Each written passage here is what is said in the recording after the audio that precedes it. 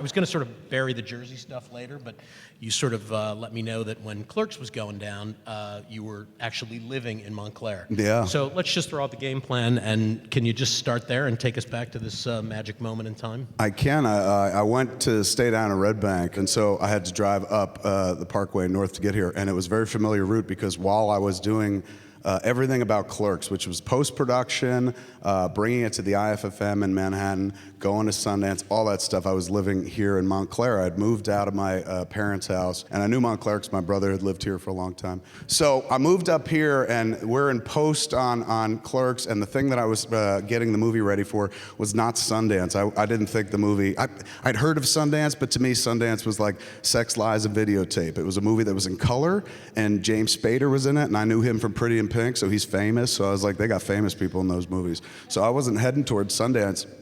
I was heading toward the IFFM in Manhattan, the independent feature film market.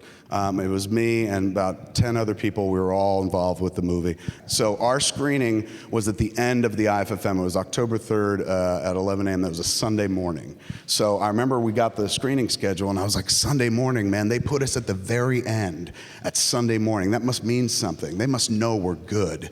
Like, they gave us the best slot. This is amazing. Like, somebody's looking out for us.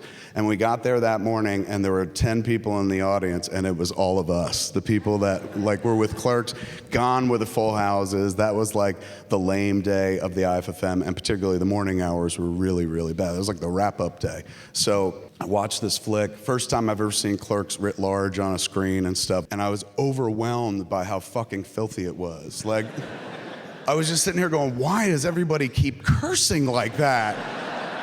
Can't anyone express something to somebody else without using fuck? Like, oh, my mother's gonna kill me. And then this was on top of the empty theater as well. So I was just like, oh my God, this to me is nightmare. I'd built toward this, and I remember being filled with this overwhelming sense of panic.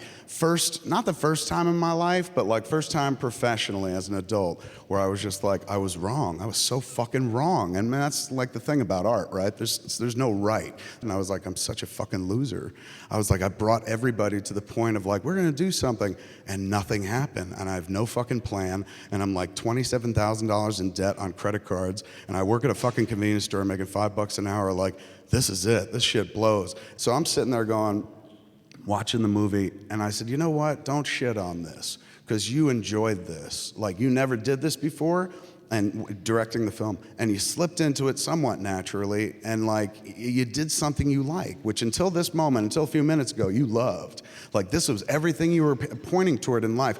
Just because it didn't get received the way you wanted, don't get shitty. Like, don't give this up. If you want to do this again one day, do it, because you loved who you were when you were doing this. Like, it just felt fucking right. It's like, I talked to my brother. He's gay as the day is long. He's been married to a dude for 20 years, which is like 60 years in straight people years.